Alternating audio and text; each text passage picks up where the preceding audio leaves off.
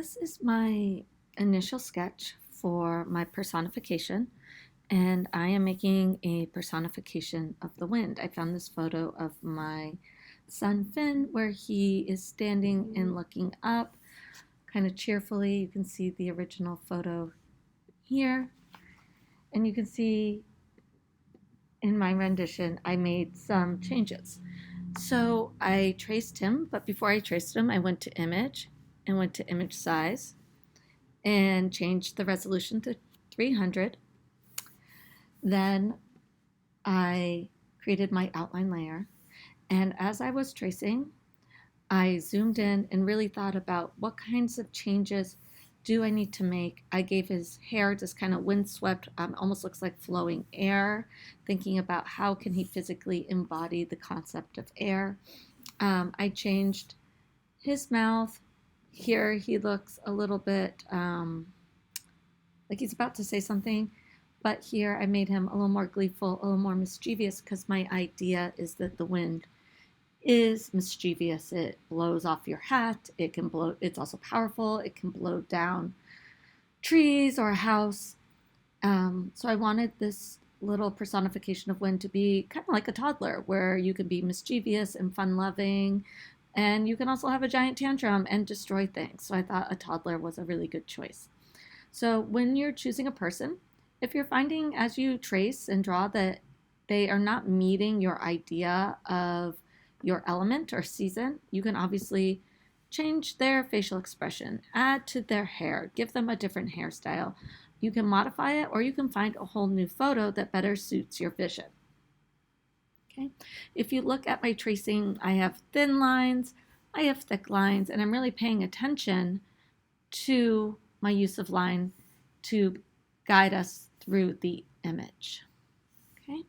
And now I need to create a composition. You can go two ways. You can color this in first, which means you would have to make a group for the head, a group for the body, or you could just make one group for the whole person. It's up to you.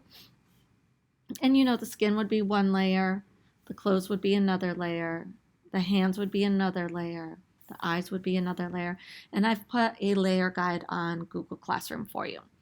I want to focus on this tutorial on arranging a symbolic composition around your figure once you've kind of figured out what your trace is going to be.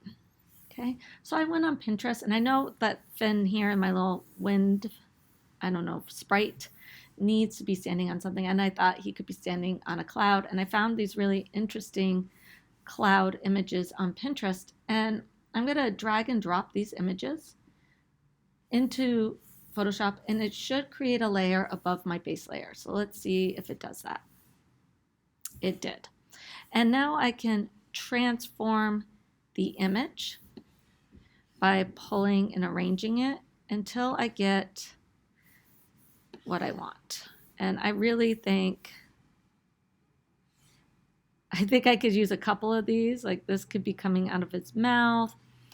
It kind of mimics his hair. Maybe the hair's too much then, so you are going to do a lot of modification as you build your composition. But I think this round one is the one I really want to use. I'm going to crop it, so I'm going to hit enter since I've resized it. And then I'm going to go to crop. And I'm just going to crop this image. Is this going to work? No, that is a mistake. All right, so I cannot crop it yet.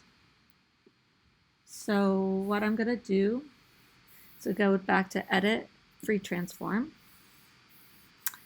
And I'm going to keep making this big, and I'm going to place it how I want it.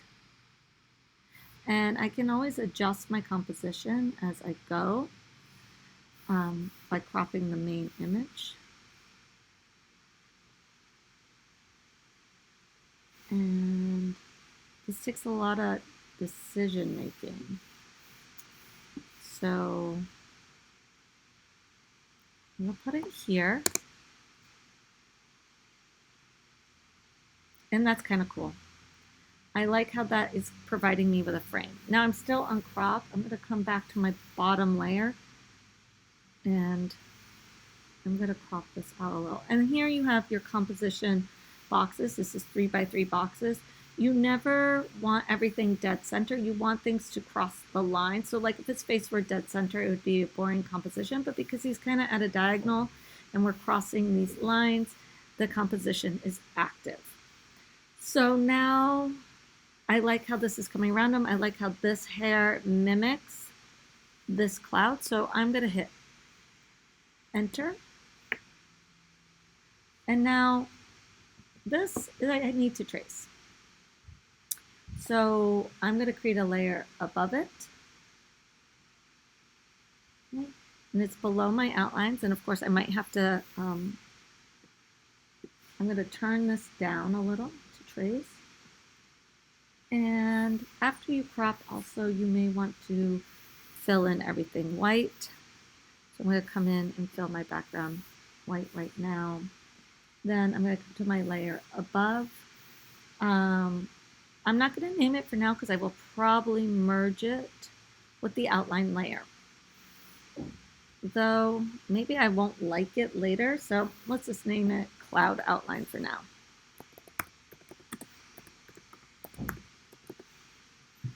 All right, so now I'm going to trace this.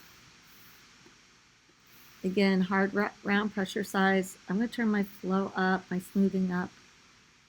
Ooh, make sure I am doing it in a black pen.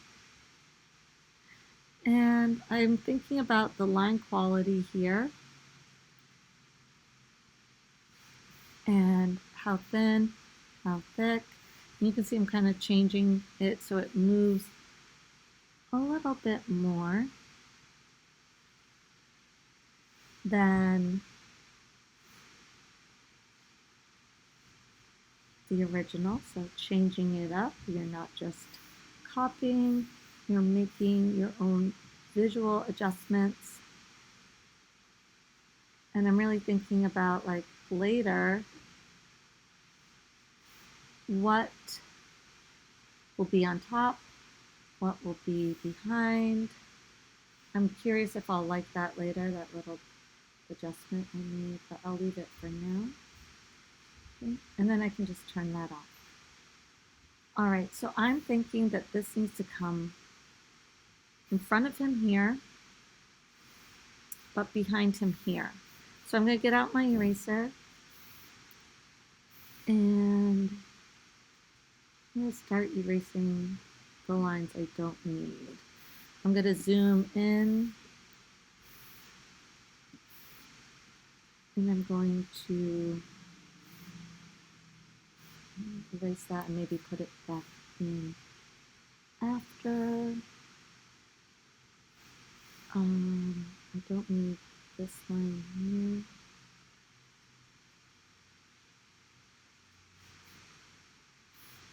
here. Or here, because I want him kind of standing on this windy cloud. And then I don't need this line here. But I do want to kind of put that information back in behind, so we come around like that. Okay. And here on this outline, I'm going to go up to outlines, and I'm going to, come back to my eraser, and I'm just going to get rid of this. So now he's partly behind, partly in front of, and I've got the beginnings of my composition. Now I'm thinking I need to change this hair. I'm thinking this is looking a little strange underneath here too. So now I'm going to go back and I'm going to continue to make small adjustments to my work to make it visually clear and to add other information. I'm not sure what to do here, but I think this idea has something. It's just not working yet. So I'm going to adjust this. And I'm wondering if his original hair might be better for this where it's sticking up but not quite so curvy because everything else is curvy. You want things to be similar and be different. So I'm going to come over here and I'm going to turn this on. And I see the hair here, so I'm going to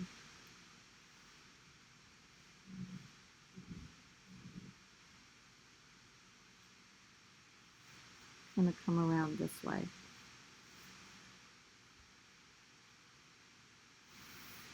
And where did I draw that? Okay, I drew it on the right layer. Always make sure you're on the right layer.